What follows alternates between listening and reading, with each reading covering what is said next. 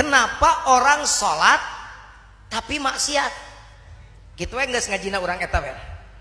Kenapa orang rajin sholat tapi masih maksiat? Kenapa orang rajin sholat tapi berzina? Kenapa orang sudah sholat tapi ngarentenkeun duit? Kenapa orang suka sholat tapi masih sombong? Kenapa orang sholat tapi ngomongin batu rajin? Kenapa orang sholat tapi iri dengki, sirik, pidik, jahil, kaniaya, iren, pinastren, dudupak, rumpak, tekaupan, tepayaan masih dikukut. Biarin, ada yang ngerti, ada yang tidak juga. Jawa Barat mah harus ngerti bahasa Sunda. Ya. Kenapa? Itu pertanyaan pertama. Padahal Allah berfirman, innas salata tanha 'anil fahsya'i wal munkar. Bu, kalau Quran Allah gitu disautin. Allah. Ulangi ah. Itu yang di atas menang baik. Innas salata tanha 'anil fahsya'i wal munkar.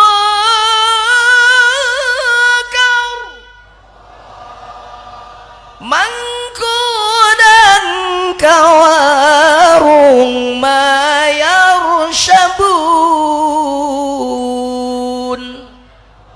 Nggak usah pakai Allah, itu mah bukan Quran. Mangkunang kawarung mayar sabun, habet Allah itu. Kan saya bilang Quran sautin Allah, kalau bukan Quran mah jangan. Yang kedua mah bukan sama ngecek telinga Anda, denger nggak gitu yang bener. Mangkunang kawarung mayar sabun. Kenapa Allah?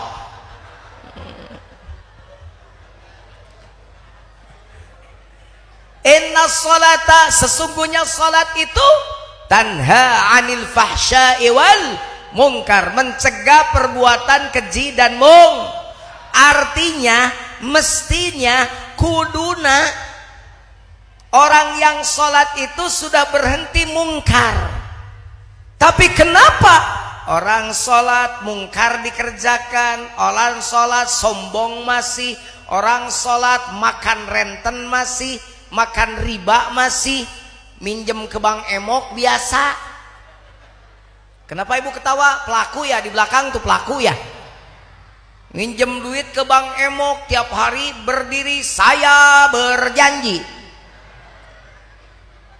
Itu para pelaku tertawa, mentertawakan dirinya. Ini mah saya bukan cerita orang sini, cerita orang sono. Cuman sekarang lagi pada di sini. Biarin Pak Jujun, ada kebutuhan, butuh jangan melanggar aturan Allah. Kalau butuh melanggar aturan Allah, maka Anda menambah dosa. Barang riba mah jangan dimakan, karena kata Rasul, Quran mah udah jelas haram. Kata Rasul, 1 dirham duit riba Anda makan, dosanya sama dengan berzina 36 kali. Hati-hati bapak-bapak nih suaminya, hati-hati tuh istrinya. Takut di belakang bapak minjem ke bank emok atau emang disuruh sama suaminya. Hati-hati, sama dosanya dengan berzina 36 kali. Dosa riba paling ringan kata Rasul, dosanya paling ringan dari dosa riba adalah sama dengan berzina dengan mertua. Nauzubillahi min dzalik. Hati-hati ya. Mendingan lapar daripada makan barang haram ya. Mending jadi istri petani tebal daki tapi halal rezeki daripada jadi istri pejabat duitna menang bangsat ti rakyat. Bener gak? Makanya mending jadi istri kiai aja. Insya Allah halal rezekinya. Yang ngasih amplopnya juga ridho. Pak Kiai maaf cuma bisa ngasih segini. Udah gede ngomongnya begitu juga. Maaf ini juga mudah-mudahan jadi bahan kebaikan. Itu nambah-nambah buat bikin masjid Pak Kiai. Bukan masjid saya, masjid umat. Ya kan Pak Kiai yang bangun. Iya. Buat pesantren begitu. Istri Kiai mah enak makanya. Mending jadi istri Kiai aja. Siap daftar? Enggak, saya menolak pendaftaran. Karena saya tidak mau poligami. Karena saya ngeri kalau poligami. Mending kalau istri kita ini memang sekarang tuh smart and beauty, cantik sekarang tuh. Tapi lihat kalau anak istri kita empat-empatnya misalnya panjang umur, kebayang nggak kita nanti udah tua dikelilingi nenek-nenek 4 males nih.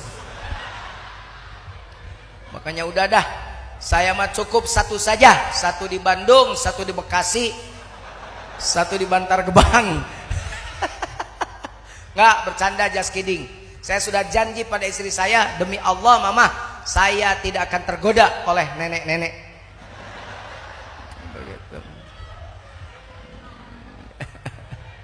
Subhanallah.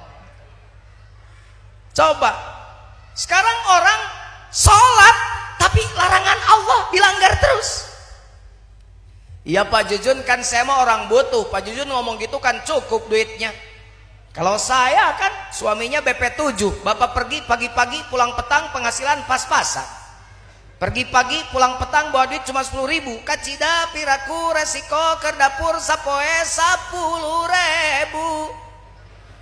Mana cukup atuh Pak Jujun? Cukup tuh bukan punya kita. Yang punya cukup itu Allah. Kenapa kau mendahului Allah? Suami pulang petang pergi pagi bawa duit 10.000. Mestinya Anda ambil tangannya, cium oleh Anda istrinya sambil ngucap terima kasih. Terima kasih bebek. Engkau sudah bekerja sehari penuh, kami sudah mendoakan dan seluruh anak-anakmu. Hasilnya cuma 10.000, nggak apa-apa, asal berkah aja dan halal untuk kehidupan kita. Begitu orang yang punya iman. Begitu nggak istri bapak? Dia tahu. Sekarang mau orang Bantar Gebang tuh matre-matre, orang Narogong tuh matre-matre, orang Cikiwul juga boro-boro. Kasih duit 10.000, telat uang belanja aja itu munggungin tidurnya. Ditoel sama suaminya, mah meneng kangen mau udah 2 minggu, tahayang suaminya kan bingung, hardang gerah mama kenapa sih marah-marah? Mikir aja, mikir ya, mikir bingung. Bapak juga nggak kepikir kenapa mama ujuk-ujuk marah-marah. Oh, tangannya ujuk-ujuk ke belakang. Burung pipit buah kedondong, minta duit dulu dong. Suaminya pusing, kata suaminya, oh itu masalahnya. Burung pipit buah kedondong, jepit burungku dulu dong. Subhanallah, ngeri. Yang punya cukup tuh Allah. Cukup itu bukan jumlah tapi nilai. Jika cukup jumlah, kita lihat para pejabat di Jakarta sana duitnya udah ratusan miliar, tapi masih aja ngegarong duit rakyat. Gak ngerti saya. Apakah dia makan setiap sekali makan 1 miliar? Saya yakin gak begitu kan. Jadi apa sih, buat apa duit udah ratusan miliar, duit yang bukan haknya masih dimakan? Berarti bagi dia cukup itu ternyata bukan nilai tapi jumlah. Ternyata jumlah seberapapun tidak cukup. Coba lihat orang tua kita zaman Breto. Ya zaman Breto, zaman dulu rumahnya kecil, biliknya bolong, kentengnya bocor, anaknya 4, yang satu, yang kedua, baru pokoknya anaknya 4, masih kecil-kecil, kerjaannya serabutan, cuma kuli di pasar doang, kadang-kadang tukang nyangkul di kebun orang, petani penggarap di sawah punya orang. Tapi coba lihat, tenang saja. Daripada makan haram, aku lebih baik yang halal tapi berkah. Buktikan orang tua kita zaman Breto, anak yang 4-nya gede-gede, sehat-sehat, rumah tangganya aman tentram. Ya sesekali bertengkar biasa saja, tapi nggak parah pertengkarannya. Tapi apa yang dilakukan? Karena mereka satu berdoa pada Allah dengan ikhlas, yang kedua ikhtiar dengan baik sekadar kemampuan dia, semaksimal mungkin sesuai dengan kapasitasnya. Hasil tawakal pada Allah. Makanya enak jadi orang tua dulu. Saya ini anak ke-8 loh, anak orang Kismin, bungsunya anak ke-8 Pak. Makanya kalau tidak terlalu tinggi badannya, ini susu sisa ini.